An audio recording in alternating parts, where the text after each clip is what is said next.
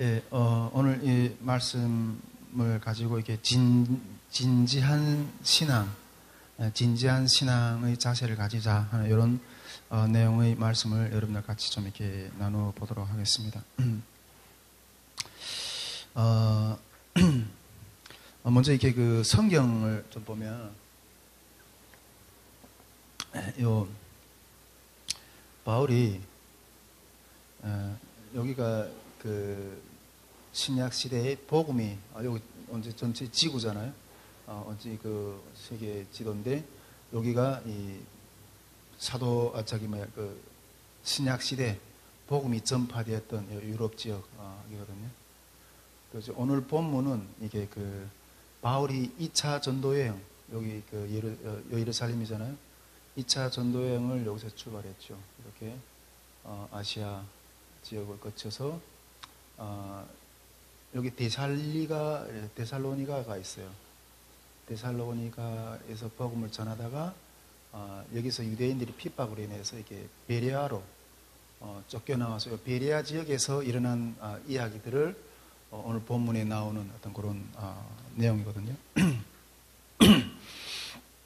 바울이 여기 2차 전도여행 시에 이게 그 데살로니가에서 복음을 전하다가 유대인들에게서 쫓겨났어요. 유대인들에게 쫓겨나서 이게 지금 이 그 바울 팀이 여기 베레아에 지금 와 있는 상황입니다.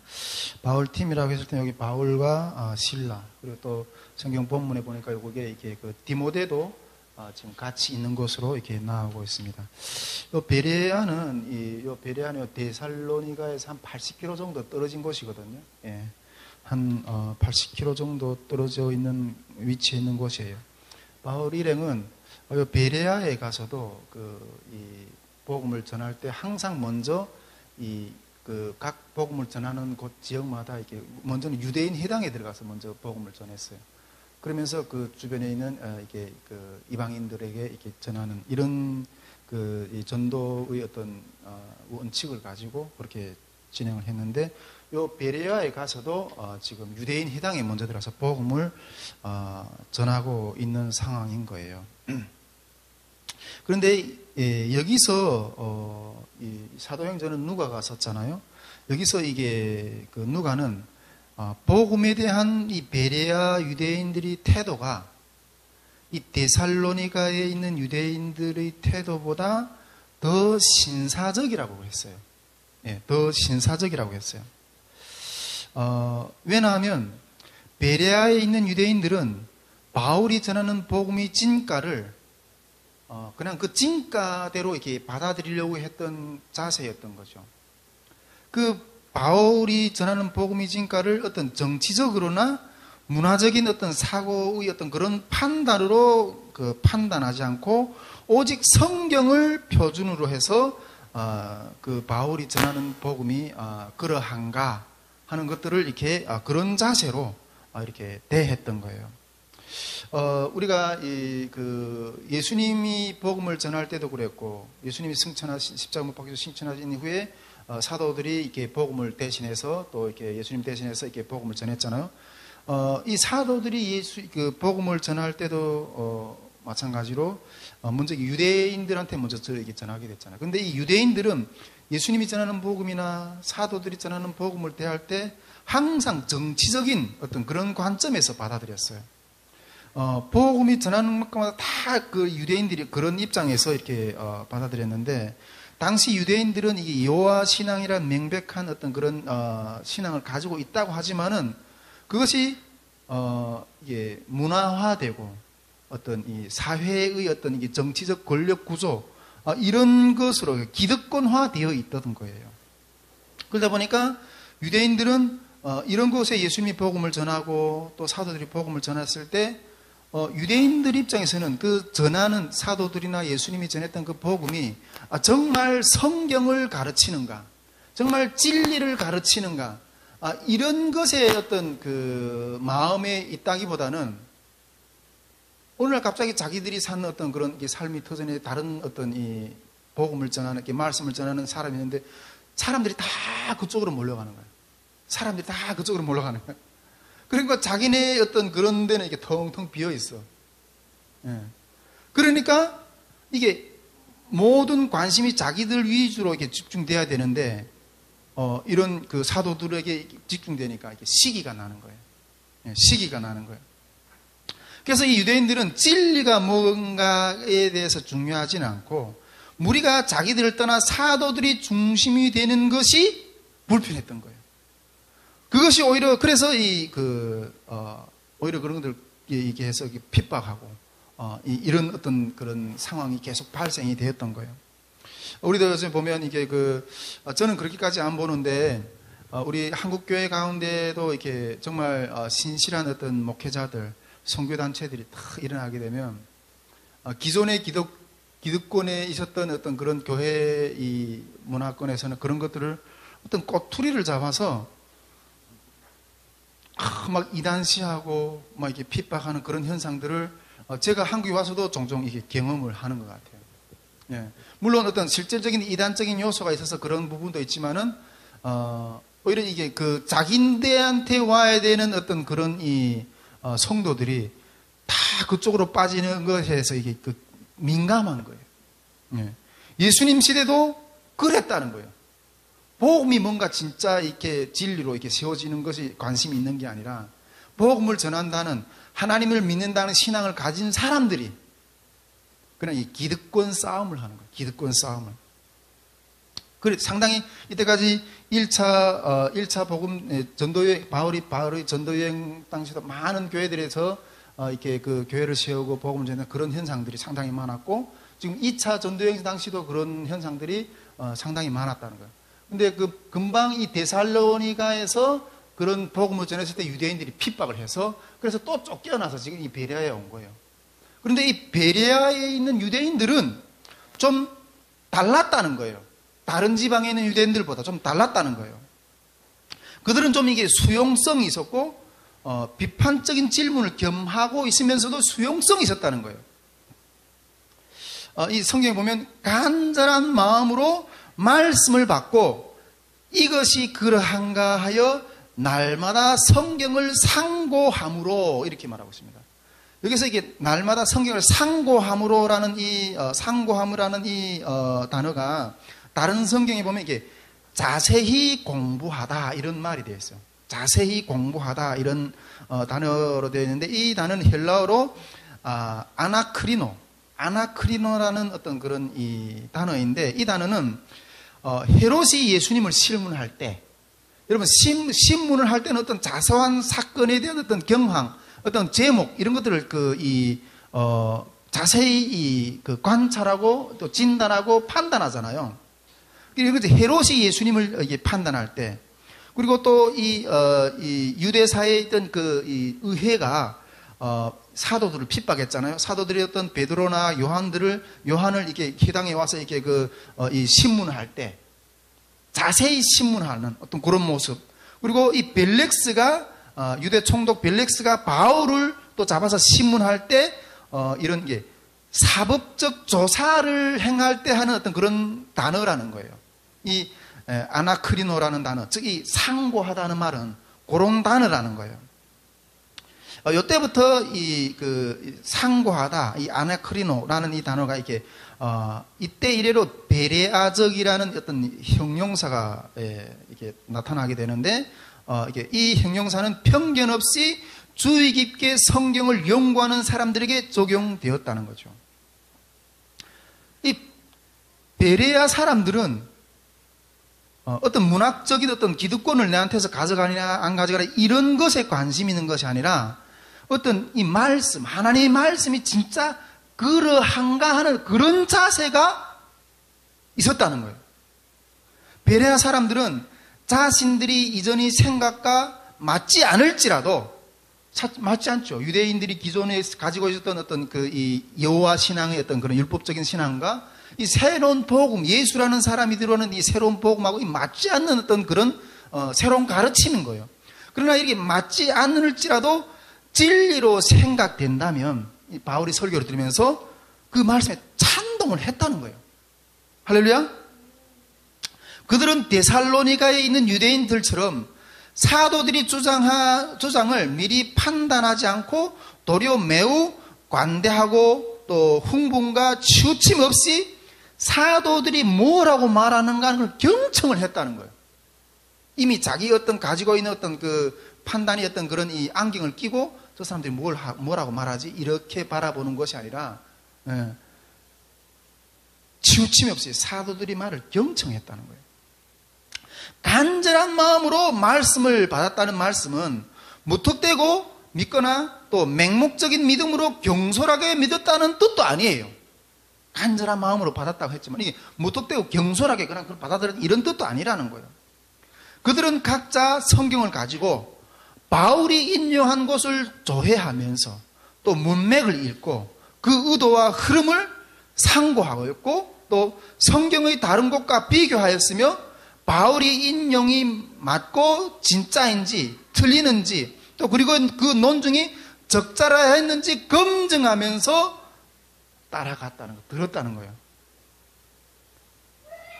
그래서 이 복음의 진리를 진지한 자세로 이게 들었다는 거예요.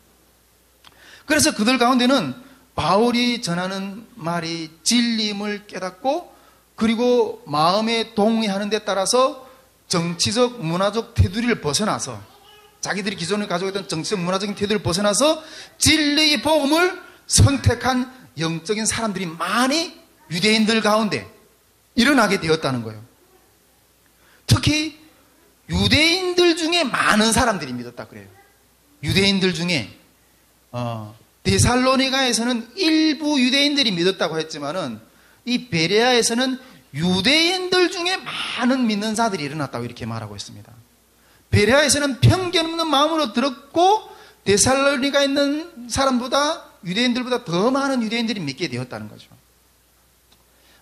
간단하게 정리하게 되면 이 이야기를 간단하게 정리하면 자기들이 이때까지 믿고 있었던 어떤 유대적인 신앙, 어떤 유대적인 신앙이란 그게 이때까지 그 신앙의 문화가 토대가 되고 그것이 이렇게 삶의 어떤 기준이 되고 그 기준이 또 이렇게 그 삶의 어떤 이 세계관이 되고 그 세계관 안에서 이렇게 문화권, 생활권 이런 것들이 형성되어 있거든요. 그런데 그런 것들, 즉 보금자리라고 말할 수 있죠. 그런 부분들. 그런 것들을 확 차고 나와서 진짜 진리의 어떤 그런 말씀과 손을 잡았다는 거예요. 할렐루야? 자기들이 기존의 어떤 그런 것들에서 벗어나서 이게 진짜구나 하는 것들을 인정하면서 그것을 손을 잡았다는 거예요.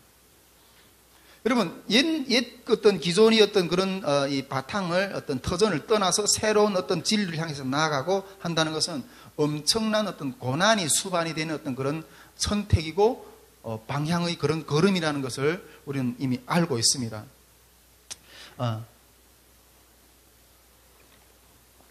그러나 베레아의 유대인들은 그것을 선택하며 나아갔다는 거죠. 저는 이렇게 종종 이렇게 그 사역을 하다 보면 신앙의 다른 기준을 가지고 있는 영혼들을 많이 만나게 돼요. 신앙의 다른 기준을 가지고 있는 영혼들. 다른 기준을 가지고 있을 뿐만 아니라 완전히 이단적인 신앙을 가지고 있는 영혼들도 그 안에 있거든요. 그런 사람들을 종종 만날 때가 있어요. 예, 그런 사람들 종종 만날 때가 있어요. 근데 그런 사람들을 종종 만날 때가 있는데 특별히 좀 생각나는 두 사건이 있는데 그걸 좀 이렇게 여러분들 이 성경 본문에 비추어서 좀 이렇게 이야기를 나누고 싶어요.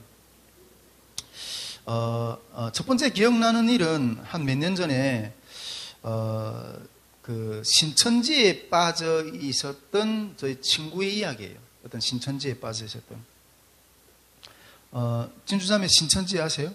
예, 신천지에 빠져 있는 한 친구의 이야기예요. 근데 이 친구가 오랫동안 저하고 좀 헤어져 있었어요. 그 친구가 좀 유럽에 나가 있다가 한 10년 있다가 들어왔거든요. 그러니까 유럽 쪽에 가서 뭐 어떤 삶을 살았는지, 어떤 신앙생활을 했는지 그동안 이렇게 왕래가 없다 보니까 잘 몰랐죠. 그런데 주님이 그런 마음을 주시는 거예요. 이 친구가 저 친구가 좀 이렇게 그 잘못된 신앙의 길을 걸어가고 있으니까 그 길에서 좀 이렇게 돌이키게 해라. 그런 마음을 주시는 거예요. 그래서 왜 그런 마음을 주시지? 뭐 이런 마음을 좀 몰랐죠. 그런데 실제 그 친구를 딱 만나서 처음 이게 유럽에 들어와서 타에서 만나는데 딱 만나보니까 신천지에 빠져 있는 거예요. 네, 신천지에 빠져 있는 거예요. 그러면서 그 신천지에 대한 신앙이 아주 깊숙하게 그 친구의 어떤 영혼을 확 잡고 있는 거예요. 그리고 저한테도 그 신천지를 이렇게 전도를 하려고 확 이렇게 하는 거예요. 그러면서 자기가 다니는 교회의 그 목사, 신천지 목사겠죠. 신천지 교회 목사, 그 교역자를 한번 만나보라는 거예요. 예.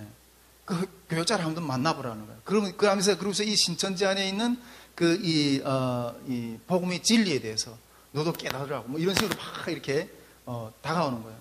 그래서 제가 그랬죠.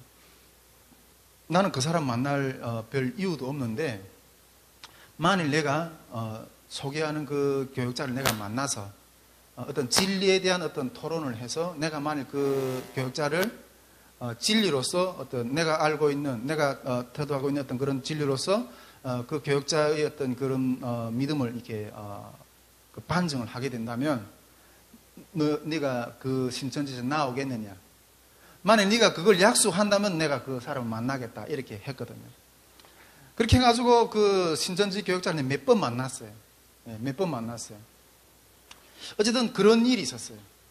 그 신천지하고 그래서 그 교역자가 만나가지고 이렇게 엄청난 어떤 그런 대화를 이렇게 성경적인 대화, 뭐가 진리인가, 뭐가 참 어떤 구원의 길인가, 어떤 그런 것들에 대한 논쟁을 상당히 많이 했어요. 자, 이게 첫 번째 아주 진지하게 다른 신앙관을 가진 사람과 이렇게 그 논쟁을 해봤던 그런 이야기고요. 그리고 두 번째로 이게 좀 다른 신앙의 어떤 이 관을 가지고 있는 또 지체를 만나는 어떤 탈북민 지체를 만나는 어떤 그런 일이 있었는데 그것은 이게 지난주에 또 그런 지체를 한번 만나게 됐어요. 우리 탈북민인데 안식교 안식교 아시죠? 안식교 안식교에 다니는 탈북민을 만났어요. 저는 그래서 이 탈북민이 그래서 제가 봤을 때는 참 너무 귀한 친구다 이렇게 생각하고 한번 만나기를 요청해서 한번 갔는데 딱 가니까 그 친구가 나오는 게 아니라 그 친구를 또 지도하는 목사님이 나오는 거예요. 그 친구를 지도하는 목사님이 나오는 거예요. 근데 그 목사님도 탈북민이더라고요. 그 목사님도 탈북민이에요. 근데 그 목사님이 자기가 믿고 있는 그 안식교의 그 교리를 쫙 설명하는데, 저는 그래도 뭐 이렇게 그 탈북민 목사님들 중에 이렇게 뭔가 이렇게 준비를 많이 한 분들도 있긴 하지만은, 참, 너무나도 그 안식교적, 교리적인 어떤 그런 신앙의 어떤 그런 정립된 부분을 너무나도 해박하게 쫙 이렇게 설명을 쫙 하는 거예요. 저는 정말 빈틈없이 그래 쫙 이렇게 설명을 하더라고요. 그래서 저는 준비 없이 갔잖아요. 뭐 대충 뭐 안식교에 우리는 그 교리가 다르다 이런 것들을 알기 때문에 그냥 준비 없이 가가지고 우리가 안식일을 개신교가 안식일이 아니라 주의를 지키는 이유에 대해서 그냥 제가 알고 있는 상식적인 어떤 선안에서 논리적으로 이렇게 쭉 풀어서 이야기를 설명을 했어요. 여러분, 우리 그 예수님이 안식일의 주인이잖아요. 할렐루야. 그리고 예수님은 율법의 완성이에요. 그래서 보니까 이게 안식교도 그렇고 메시아닉 어떤 그런 교회나 이런 쪽에 다니는 신앙을 가지고 있는 사람들을 보고 이렇게 구약적인 어떤 그런 것에 이렇게 율법에 아직도 상당히 많이 매여 있는 어떤 그런 성향들이 참 많이 보이더라고요. 그런데 여러분, 구약의 그 모든 하나님이 주신 규례는 결국 신약의 예수님께서 와서 완성해 주셨잖아요. 할렐루야? 그래서 우리가 그러면서 이렇게 그 예수님이 안식일의 주인이다. 예수님이 그래서 우리가는 예수님 안에서 모든 안식이 완성되었기 때문에 예수님이 안식일 다음 날에 부활하셨잖아요.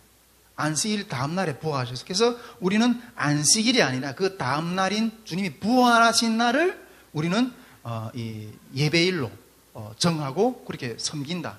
그래서 우리 예수님이 안식을 완성하셨기 때문에 안식일이 주인이기 때문에 우리는 주일을 부활하신 날을 주일로 예배일로 지킨다 이렇게 말을 하면서 그런 이야기도 좀 곁들여 했어요. 우리가 요한복음 4장에 보면 예수님께서 사마리아를 지나가다 사마리아 여인과 대화를 하시잖아요. 그때 이 사마리아 여인이 그 심령을 깨뜨려 보시는 어떤 그런 예수님의 어떤 말씀을 들으면서 사마리아 여인이 예수님을 보고 당신은 선지자이십니다 하고 이렇게 막 마음을 열잖아요. 그러면서 이 사마리아 여인이 예수님에게 질문하죠. 당신들 유대인들은 예배를 저 예루살렘에 가서 드리라고 한다. 그러나 우리 조상들, 즉 이 사마리아에 있었던 그런 조상들은 예배를 이 그리심산, 이 사마리아에 있는 그 그리심산 여기서 예배를 드리라고 한다. 그러면 과연 어디에 가서 예배를 드려야 하느냐? 이렇게 질문을 하잖아요. 그때 예수님이 뭐라고 말씀하세요? 예루살렘에서도 말고 사마리아에서도 말고 하나님께 예배 드리는 자는 신령과 진정으로 예배를 드려야 된다. 이렇게 말씀하시죠. 그러면서 예수님은 이 장소의 개념, 예배 장소의 개념을 깨버리세요. 예배라는 어떤 공간적인 어떤 장소적인 개념이 아니라는 거예요. 신령과 진정으로 드리는 그런 개념이라는 거예요. 그래서 예수님이 말씀하시잖아요. 그래서 예수님이 우리가 여러분 지금도 구약적인 사고를 가지고 장소적인 개념의 예배라는 그것을 이렇게 묶여 있다면 우리도 오늘날도 예배 드리려면 예루살렘에 가야죠. 그러나 이제 예수의 이름으로 기도하는 예배 드리는 이 세상 그 어디도 다 하나님이 받으실 만한 어떤 그런 그 예배로 나아갈 수가 있는. 그래서 이 예수님 장소의 개념을 깨시는 거예요. 할렐루야. 그리고 율법에도 예수님이 시대에는 이렇게 완성된 부분들이 있기 때문에 어떤 날과 달과 절기를 지키면서 그것을 매여 있는 것이 아니라 그래서 우리가 갈라디아서 보면 갈라디아서에서 이 사도 바울이 갈라디아 교인들에게 너희가 내가 전한 복음을 그렇게 빨리 잊어버리느냐? 너희가 날과 달과 절기를 지키는 것으로 인해서 구원의 어떤 그런 것들을 이렇게 준비해 나간다는 어떤 그런 마음으로 한다니까 너희들 신앙이 변질되었다. 이렇게 해서 갈라디아서도 그것에 대한 어떤 엄청난 어떤 그런 논쟁을 하는 것이 핵심적인 요지거든요. 여러분 우리가 그래서 이렇게 형식과 내용의 관계를 우리가 잘 알아야 돼요. 형식과 내용의 관계. 제가 언제도 한번 설교 때 한번 그런 이야기를 했는데, 여러분 형식이라는 것은 하나님께서 구약 시대에 이 하나님은 영이잖아요. 보이지 않잖아요. 근데 그 하나님을 섬기기 위해서 날을 정하고 제사법을 정하고 어떤 그런 이 성막을 또 만들고 성전을 만들고, 그래서 영이신 보이지 않은 하나님을 향해서 나아가기 위한 어떤 형식을 만들어 놓은 거거든요. 그런데 이 형식이라는 것은 무엇을 위해서 존재합니까? 형식이라는 건 내용을 위해서 존재하는 거예요. 내용을 위해서. 내용이라는 건 무엇입니까? 하나님을 사랑하고 이웃을 사랑하고. 그 형식을 통해서 내용이 나와야 되는데 그 형식에만 몰입해 있는 어떤 그런 이 구약시대 이스라엘 백성들에서 얼마나 선지자들이 많이 비판해요. 이사야 1장에 보면 너희가 내 마당에 나와서 제사를 지내고 수많은 양을 잡고 수많은 소를 잡지만은 내가 이제는 그 피비린 내 낙이 내 냄새를 맡는 것이 지겹다. 그렇게 형식 예배 절기를 잘 지키면서도 너희는 나가서 내가 기뻐하는 행동을 안 한다는 거예요. 가부를 가난한 자를 약한 자 판결을 굽게 하고. 여러분 이 형식이라는 것은 이 내용을 담기 위해서 형식이 존재하는 거예요. 또 근데 그러면 이 내용만 있으면 되는가? 이 형식은 필요 없는가? 그런 문제도 또 아닌 거죠. 이 내용이라는 것은 이 형식을 통해서 더 강화되는 거예요. 우리가 주일날에 나가서 예배드리고 이렇게 하는 것은 나가 예배드리고 또 기도하러 나가고 이렇게 하는 것은 그 형식에 있는 예배의 형식 안에 나가서 주님 앞에 더 충만해서 그 삶으로 그 내용을 뿜어내기 위해서 그 형식 안에 들어가는 거거든요. 그런데 상당히 다분하게 이 형식적인 어떤 그 부분들을 꽉 붙들고 그것이 어떤 그 구원이 어떤 기본 어떤 기준인 양 이렇게 아직도 신앙생활을 하는 어떤 그런 신앙의 기준을 가지고 있는 그런 사람들이 참 많구나 하는 것들을 좀 이렇게 보면서 제가 그 안식교 그 교회 탈북민 목사님에게 이런 관점에서의 어떤 이야기들을 많이 이렇게 나누게 되었어요. 그러면서 참 이게 제가 그러면서도 그들이 좀 계속 좀 만나기를 이렇게 교제를 계속 하기를 원하는 거예요. 그러면서 그런 이야기를 내 설명 한참 하면 가운데도 계속 우리하고 교제하기를 원하는 거예요. 근데 제가 그런 지체들을 만나면서 고민하는 것은 함께 북한 선교를 논하기 전에 진리에 대한 정립에 대한 서로의 동의가 먼저 이루어져야 된다. 진리에 대한 어떤 그런 방향에 대한 그런 동의가 먼저 이루어져야 된다 하는 어떤 그런 생각을 좀 이렇게 가지고 있게 됩니다. 지금까지 우리 선교회가 고수해왔던 입장이에요. 정말 많은 우리 선교 한 10년 가까이 이렇게 진행되어 오는 것 가운데 많은 스텝들이 왔다 갔다 하고 왔다 갔고 그랬어요. 근데 그 가운데 정말 다양한 교회, 다양한 선교단체, 다양한 신학의 어떤 그런 입장을 가지고 있던 사람들이 상당히 많이 왔어요. 그래서 제가 이게 앞에 게시판에도 보면 우리 선교회 사역의 어떤 그런 첫 머리에 우리 신앙의 정신에 대해서 딱 이렇게 먼저 명시를 했어요.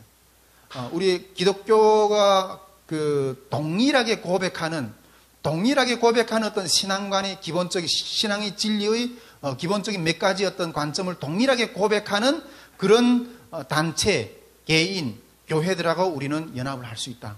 이런 것들을 명시를 하게 되는 어떤 그런 것들을 하게 됐는데, 그러면서 그런 좀 이렇게 우리하고 다른 신앙을 가진 어떤 그런 사람들도 왔다 갔다 하고 이렇게 했는데, 그러면서도 우리가 그 가운데서 가지고 있던 원칙이 무엇이었는가 하면, 너는 우리하고 신앙이 달라. 내쳐버리는 것이 아니라 오류에 빠진 지체를 옳은 길로 이끌어 주어야 된다 하는 어떤 그런 입장을 늘 고수해 왔어요. 우리가 오늘 이렇게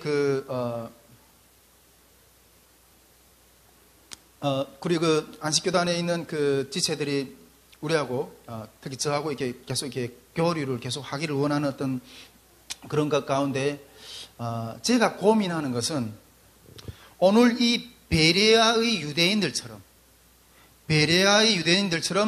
그것이 정말 그러한가?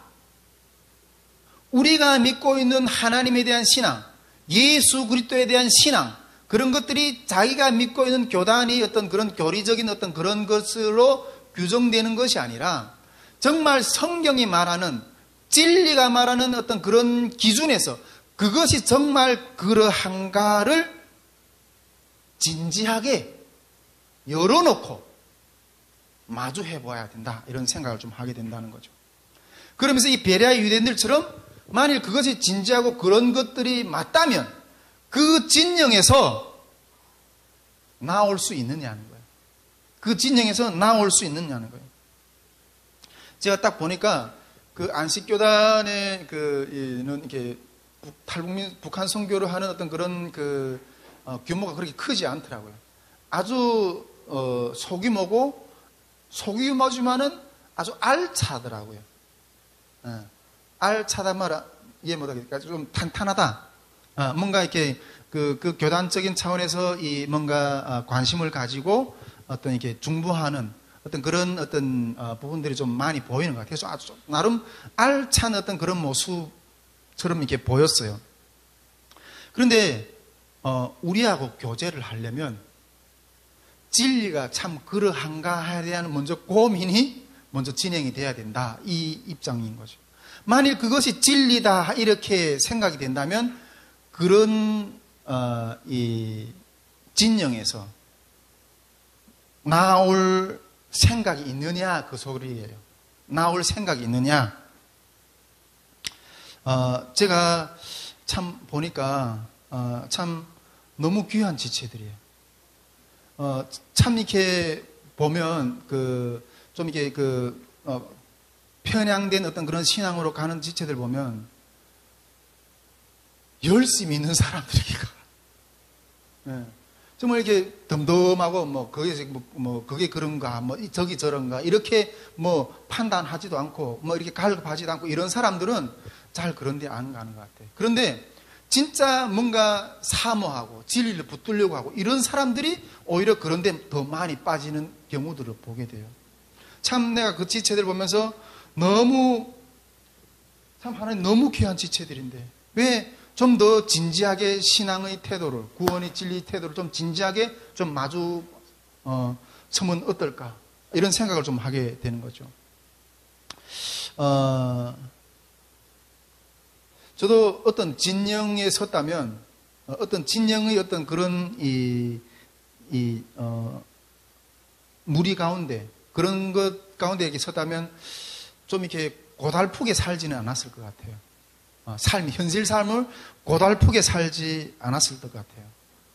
참 그 지체들을 만나면서 그분들 만나면서 참 하나님 참 이렇게 계속 이렇게 해서 어려운 문제를 이렇게 주신다. 어려운 문제를 주신다. 이런 생각을 들어요. 그러면서 그들이 정말 바른 길 가운데로 나오기를 원하는 어떤 그런 마음을 좀 이렇게 가지게 됩니다.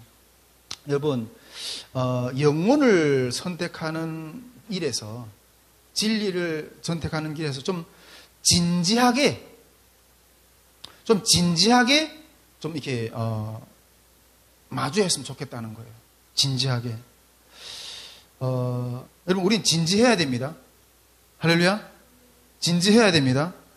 한 번밖에 없는 인생을 여러분 잘 살아야 되지 않겠습니까? 한 번밖에 없는 인생.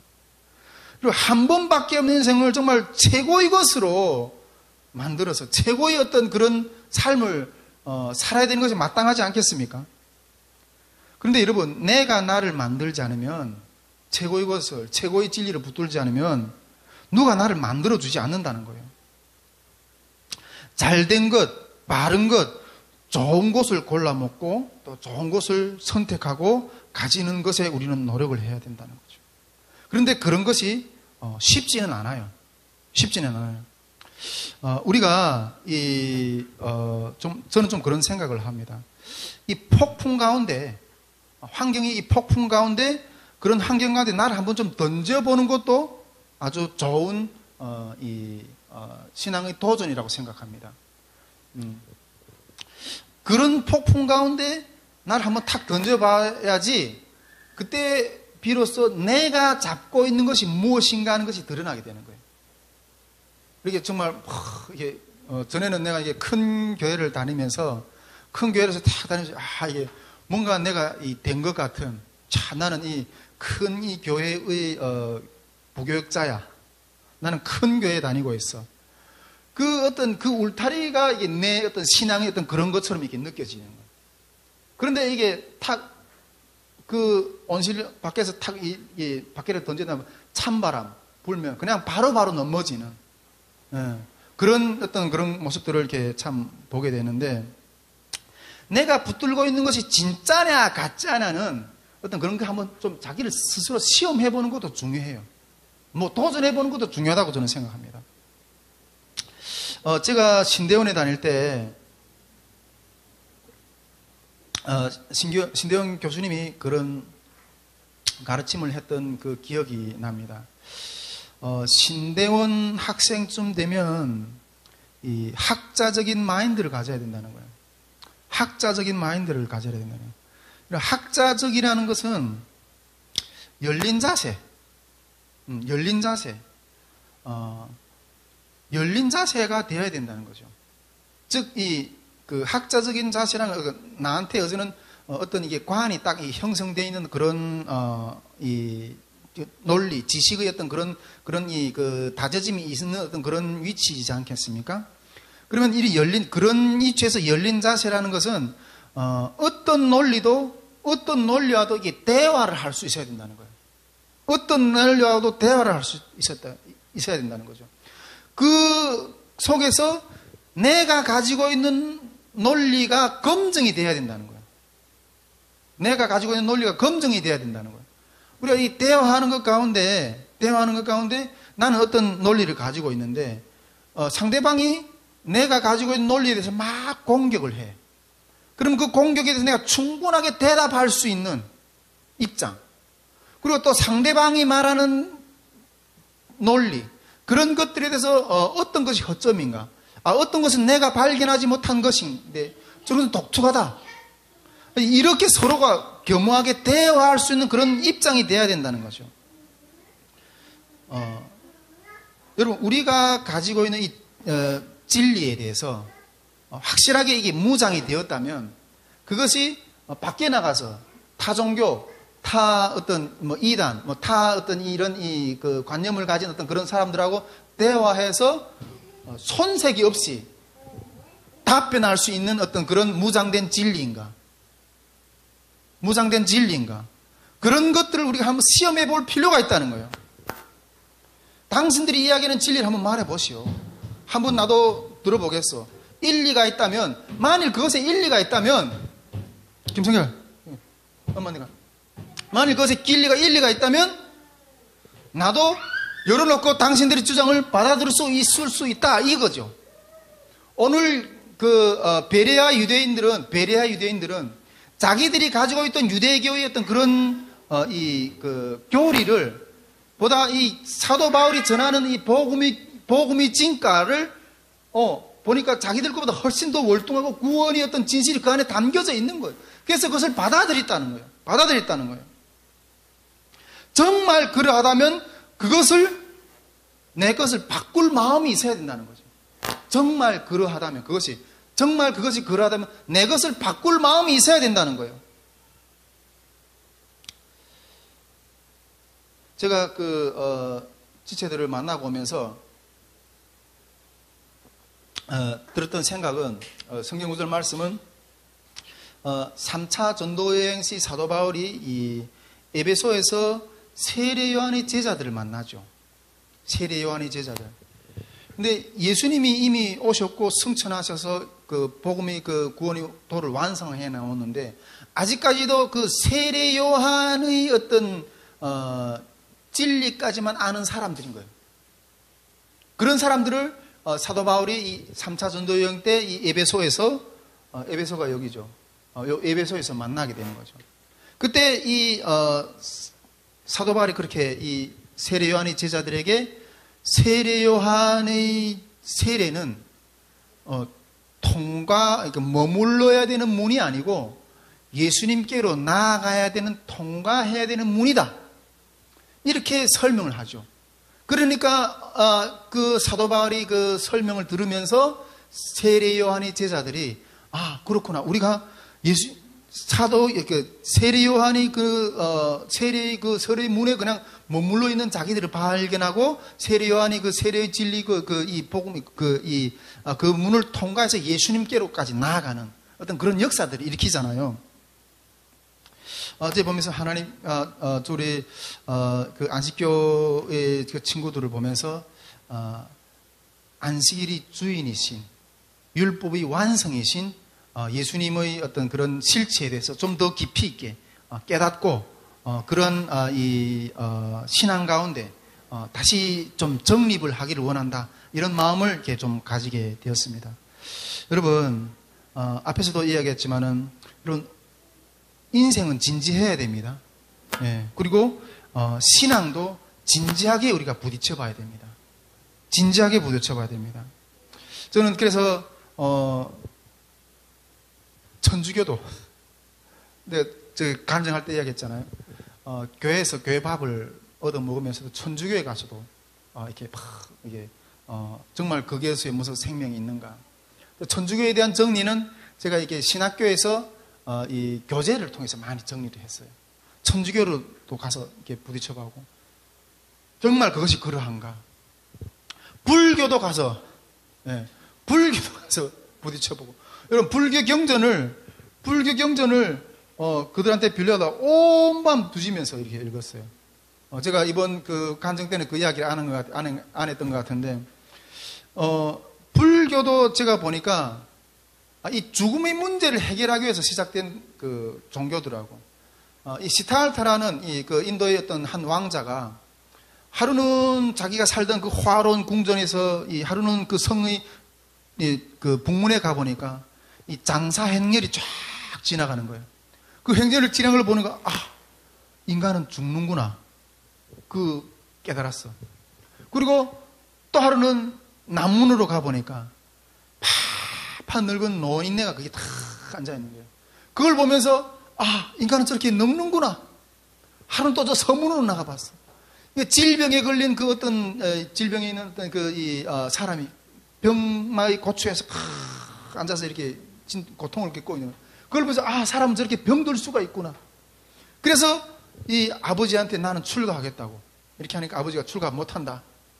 이렇게 하니까 아버지한테 한 질문이잖아요. 나를 죽지 않고 늙지 않고 병들지 않게 한다면 아버지가 나한테 그렇게 해줄 수만 있다면 나는 이 출가를 안 하겠다. 근데 그거는 못 해주는 거잖아요. 그래서 출가를 해가지고 결국은 그 문제를 그것을 무엇으로 풀었어요? 윤회로 풀었죠. 윤회로. 이 땅 가운데서 내가 열심히 잘 자기를 수련하고 뭔가 이렇게 하면 내세에 다음 세상에 부잣집에 태어나고 뭐 더 좋은 어떤 환경에 태어나서 내가 이 땅에서 현세에 내가 열심히 못 산다면 뭐 내세에는 다음 생에는 뭐 짐승으로 태어나고 뭐로 태어나고 이러잖아요. 근데 제가 북경의 어떤 죽음의 어떤 그런 그 문 앞에 딱 서 보니까 다음 생에 베루기로라도 태어날 소망의 빛이 안 보이는 거예요. 그래서 이 도에는 나를 못 맡기겠다. 이 도에는 나를 못 맡기겠다. 그래서 불교로 접어버렸어. 여러분 신천지도 가서 부딪혀보고 우리가 요즘에 그 신사도 운동이라는 어떤 그런 것들 얼마나 한국교회 한동안 이렇게 많이 이렇게 휩쓸었어요. 그거에 대한 어떤 정리도 내가 이 재단에서 한번 아주 명료하게 했던 적이 있어요. 그리고 이 메시아닉 주들에 대해서 만나보고 정말 여러 사람들하고 많이 이렇게 마주해 보았어요. 여러 신앙의 어떤 그런 기준을 가지고 있는 그런 사람들, 그런 종교인들을 많이 이렇게 만나봤다는 거예요. 근데 여러분, 이 베레아의 유대인들처럼 진지함이 결국 진리를 만나게 하고 깊이를 만들어내고, 여러분 간절히 찾는 자가 나를 만난다고 말씀하셨잖아요. 그 진지함이 깊이를 만들어내고 그 깊이가 견고함이 돼요. 우리 삶이 견고함이 되는 거예요. 그런데 이런 깊이가 없고 이런 견고함이 없으면 환경 올 때는 팍팍 넘어지는 거예요. 팍팍 넘어져요. 팍팍 넘어지는 거예요. 제가 우리 선교회 이어서 계속 홍보하는 느낌이 들지만은 우리 선교회 이 신앙 영적 사역의 영적 운동 가운데 제일 관심을 가지고 이렇게 제가 기도하는 사역이 이 사관학교 사역이에요. 사관학교 사역. 여러분 나중에 저기 우리 그 사관학교 교재들 세 권 있는 걸 한번 뒤져보셨어요? 한번 목차 정도만 한번 넘겨보세요. 진짜 제가 봤을 때는 이런 총체적인 무장을 시키는 곳이 없어요. 성경, 성령 하나님, 그리고 기도, 이런 총체적인 무장을 시키는 교회가 없어요. 그리고 신학교에서도 이렇게 정리를 안 해줘요. 제가 이 사관학교를 통해서 얻고자 하는 것은 이 현장 능력이거든요. 신앙의 현장 능력을 세우는 것, 이것이 목표예요. 진짜 이 사관학교는 정말 제가 정말 진지하게 정말 한 달짜리 프로그램 정말 진지하게 공부를 좀 같이 하면서 진리가 참 그러한가, 우리들이 믿는 어떤 그런 신앙의 체계를 정말 하나하나 까발키면서 이렇게 하려고 하는 어떤 그런 계획을 가지고 있는 거죠. 그리고 이 사관학교는 한 달 동안 정말 토론식으로 공부를 하려고 해요. 우리 학교에서도 뭐 우리 진주자매는 중국에서 대학에서 뭐 어떤 식으로 공부하는지 모르겠지만, 우리 이현자매도 학교에서 이렇게 그냥 일반 그냥 주입식 강의잖아요. 근데 유럽이나 이런 대학이 다 이게 토론식 강의를 한대요. 제가 이 사관학교는 진짜 이게 토론식으로 이렇게 같이 이렇게 공부를 하는 어떤 그런 시간들을 좀 한 달 동안 정말 진지하게 가지려고 하는데, 왜 제가 그렇게 생각하는가 하면, 저도 이렇게 그 책도 많이 읽고 뭐 이렇게 했지만은, 제가 신앙이 그래도 나름 지금까지 어떤 부분에 어느 정도 정립이 되어 있다고 생각하는데, 이런 정도의 신앙이 정립되기 전까지는 저희 멘토들이 많았어요. 그런 멘토들하고 정말 많은 토론을 했어요.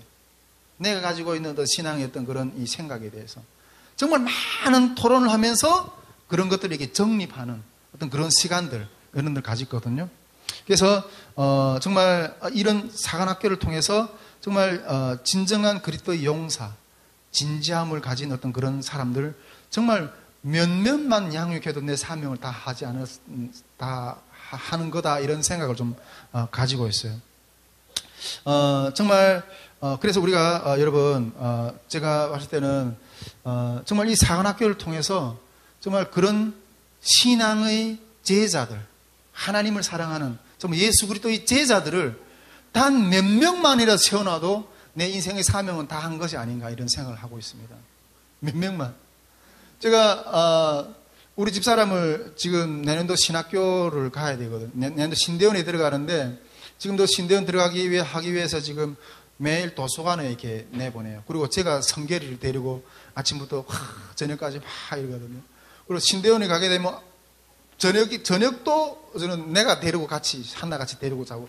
우리 신대원 생활은 기숙사 생활을 해야 되기 때문에 3년 동안 용인에 가서 기숙사 생활을 떨어져 있어야 돼요. 근데 어떤 분들은 그걸 보면서, 목사님 그렇게 가정에 매여 있으면 사역을 어떻게 해요? 그게 너무 무리한 거 아닌가? 내 사역을 이렇게 펼쳐내지 못하는 게 아닌가? 이런 생각을 이렇게 좀 우려하는 분들도 있어요. 근데 저는 그렇게 생각하거든요. 내 첫 제자는 우리 집사람이다. 첫 제자는 우리 집사람이다. 그 제자 한 사람을 세우기 위해서 그 엄청난 그 3년이라는 시간을 가서 이렇게 마음껏 공부할 수 있게끔 시간을 내드리고, 그 대신 내가 이 애를 봐주고 가정을 봐주고, 여러분 그 정도의 어떤 이 사랑의 노력이 들어가지 않고 어떻게 하나님의 어떤 무장된 사람이 세워지겠어요?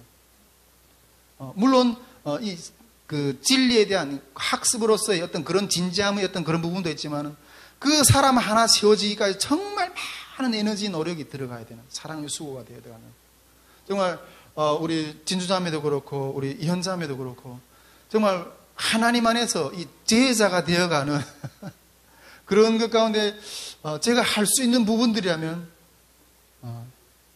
내가 능력 안에서, 내 능력되는 안에서 좀 섬기고 싶은 그런 마음이 있는 거예요. 할렐루야. 여러분,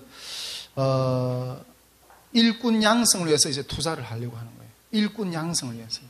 그 사람 한 사람이 그렇게 세워졌을 때 정말 사도 바울 같은 사람이 한 사람 세워지고, 정말 기드온이 300용사 그 정도까지 바라보면 더 감사하겠지만, 그런 사람들이 세워진다면 그것으로서 저는 북한 선교의 어떤 제가 할 수 있는 어떤 영역의 어떤 부분을 다 했다고 저는 생각을 합니다. 우리가 그 진주자매 같은 건 미디어로 우리 통일선교의 어떤 그런 부분들의 역사하신 하나님의 어떤 그런 비전을 펼쳐가려고 하는 꿈을 가지고 있지만, 저는 그런 면에서 이렇게 그걸 가지고 있다는 거죠. 여러분, 지금 제가 이 선교회가 이 터전으로 옮겨오면서 저는 우리 선교회의 1막과 2막을 구분해서 이렇게 늘 하고 싶은 부분들이 있다고 생각하는데, 저는 2막이 이미 시작이 되었다고 생각합니다. 2막이 이미 되어졌는데, 내년도 그 사역들을 계획하는 것 가운데, 하나님, 여기 앉아있는 사람 몇이 없는데, 그런 사역을 또 계속 이렇게 펼쳐나간다는 것이, 무슨 의미가 있습니까? 또 이런, 생각이 들 때도 있었지만은, 하나님 주시는 마음이 뭔가 하면, 지금 네가 순서대로 가고 있다는 거예요.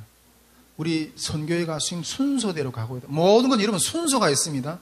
물론 하나님이 막 기적을 일으켜가지고 뭔가 이렇게, 갑자기 뭔가 세워질 때도 있지만은 순서가 있어요. 순서가 있어요. 우리가 제일 처음에 기도회로 우리 선교회가 시작했고, 그 다음에 세웠던 사역이 뭡니까? 캠프, 통일 캠프. 그리고 그 다음에 세웠던 사역이 말씀학교. 그 다음에 세웠던 사역이 뭡니까? 영성 집회. 그리고 하나님이 이 터전을 주셨잖아요. 근데 이 토대 위에서 이제 다음 해부터 이렇게 사역을 펼쳐나가는 것이 순서대로 되어가고 있다, 이런 마음이 주시는 거예요. 할렐루야. 이 순서대로 되어가는 사역 가운데 정말 진지한 하나님의 백성들이, 그 가운데 열매가 있는 이 백성들이 일어날 수 있게 저는 소망합니다. 한 가지 기도 제목만 좀 더 나누고 좀 마무리하려고 하는데, 우리 지금 기도 현장에 와서도 좀 그런 마음을 느끼겠지만은, 물론 이현자매가 이렇게 모퉁이 똘이나 어떤 그런 큰 단체들을 가보면 뭔가 북적북적한 것처럼 보이지만은, 탈북민 목회 현장들은 대체로 이래요. 사람이 없고. 근데 그 모습에 대해서 우리가 그 한 달에 한 번씩 우리 탈북민 목회자들 모여 앉아서, 자기 사역의 어떤 현장들의 이야기들을 나누거든요. 그런데 그런 모습들 가운데서 이야기를 하는 모습도 참 이렇게 저하고 별반 다름이 없는 어떤 그런 모습들을 서가는 것들을 보는데, 근데 그것에 대해서 하나님이 영적으로 보여주시는 어떤 영적인 현주소가 뭔가 하면, 영적인 현주소가 어떤 것인가 하면, 이게 영적인 현주소예요. 탈북민 목회자들 있잖아요. 탈북민 목회자들, 또 북한 선교하는 사람들이 지금 다 이게 죽으려고 무덤 옆에가 다 누워 있어. 죽으려고 무덤 옆에가 다 누워 있어요. 죽음을 준비하려고. 그런데 죽어지지도 않아.